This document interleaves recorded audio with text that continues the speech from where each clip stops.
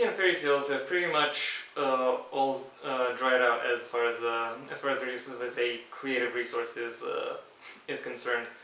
Any kind of story you can tell within that framework has already been told, retold, and reinterpreted in so many different ways that it really makes no sense trying to come back to that creative resource. Everything that could be said about it has been said. It's done. Finished. Conversely, Asian folklore, particularly Asian fairy tales, are very much a woefully underexplored and underdeveloped field of inspiration within popular culture. Think about for reference, think about the constant refinement and expansion outside of Japan that anime has seen, which has went on to mainstream not just various storytelling conventions, but also various new character and narrative archetypes. You could very easily do what Japan has managed to do with its own entertainment and folklore. If you were to look at, say, Arabian, Persian, Central Turkic, Indo-Chinese, or even Indonesian storylines, and gave them similar levels of dedication and care, who knows? You might even get better storylines and better media products that way. You might. I'm not saying you will. You might. Going back to Europe for a while, Norse mythology is on the cusp of becoming oversaturated in current media. Various references to it, as well as stories that are set within the Norse setting, do come up again and again throughout various movie, TV, and gaming series. The most prominent of which is the MCU, or Marvel Comics as a whole, if you were to look at it a little bit more broadly.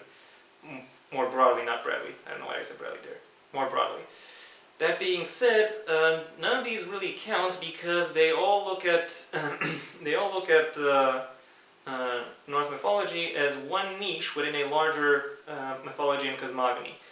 You really need to give the Norse myths their own place under the sun if you really are to showcase how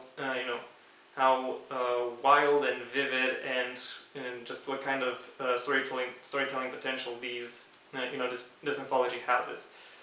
I think if you were to create a series that adapts at least the well-known stories that are circulated within Norse mythology, even if loosely, by for example taking in all the amorality and flat-out weirdness present within the myths, perhaps presenting them in a darkly humorous manner, while also preserving the character drama that fuels all of those major stories, you would basically have a goldmine on your hands.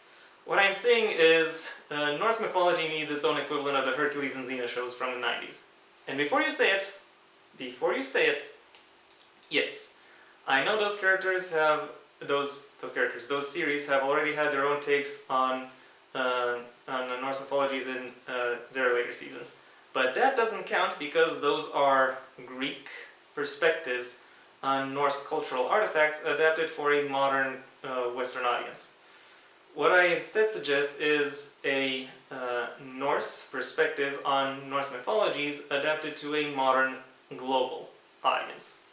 That is what would really help elevate Norse mythology to that next level, to where it could stand, eye to eye and shoulder to shoulder with Greek mythology, as far as its effects on popular culture are concerned. Conversely, Mesoamerican mythology is on the cusp of breaking through in mainstream media. I have to say, the most robust references I've seen towards Mesoamerican mythologies as a whole has basically been Lucha Underground, which was a pro wrestling show that incorporated various elements of Aztec mythology.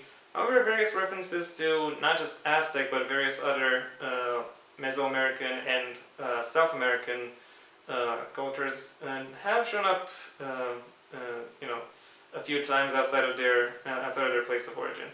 What this mythology really needs right now is its own Mexican Gothic, so to speak.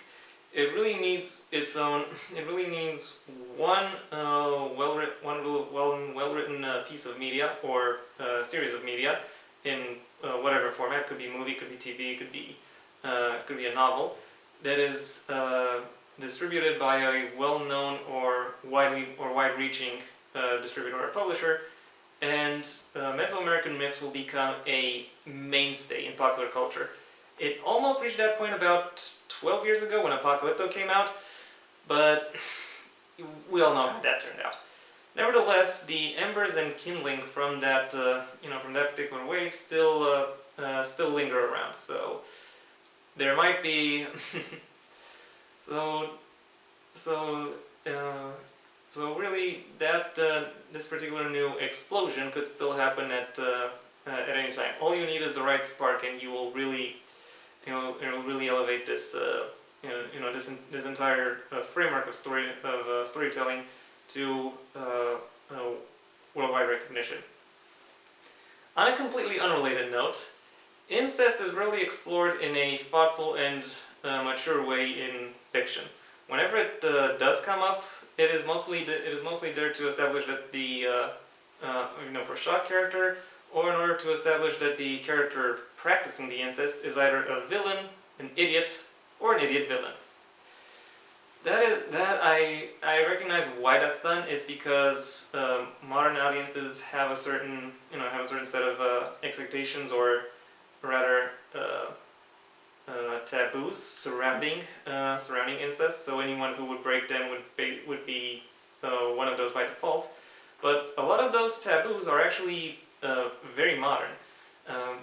Cousin marriage, for instance, was widely practiced throughout most well-developed nations, all the way into the 19th and even early 20th century. Exploring the reasons for and justifications of incest, particularly where the line is drawn between what is and isn't, would hold a lot of very interesting counterpoints to a lot of social dilemmas humanity has faced, not just in its past, but is also facing in its in modern times, such as what defines a family, what does it mean to be intimate, what does a healthy familial or romantic relationship look like, what do these relationships need in order to strengthen themselves, etc. That is something I really want to see at some point. On a completely different, unrelated note, sports stories are overly saturated with underdog stories. These stories always feature. These stories pretty much fetishize the idea of someone who no one has ever heard of waltzing into into a major sporting field, and then somehow going through, over, or around every single obstacle that gets put in front of them. Where still, it's almost always the newcomer underdog, i.e. a bright, young, perhaps hopeful prospect who competes with people who outdo them, not just in experience but also in physical preparation 9 times out of 10, and is still capable of pretty much beating every single one of them. And is pretty much still capable of beating every single one of them. That is not just unrealistic, it's also boring as of right now.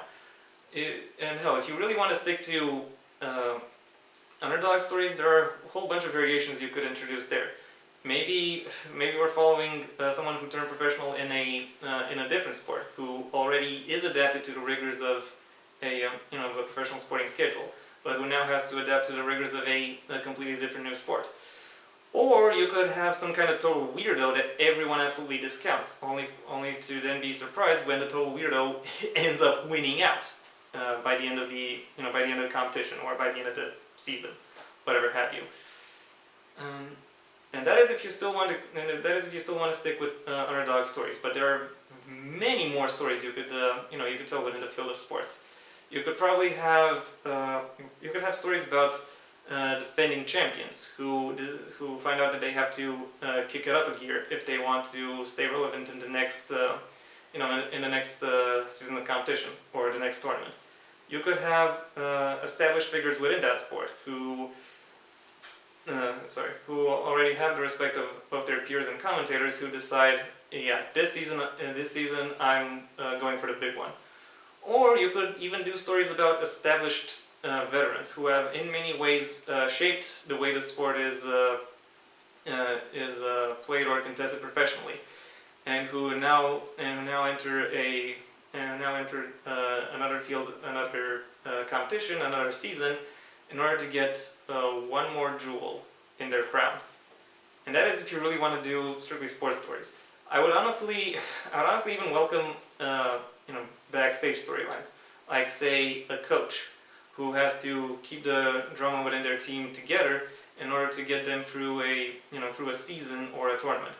You could have the development manager of a national league having to argue both with their superiors, as well as various divisional managers in order to actually get their job done.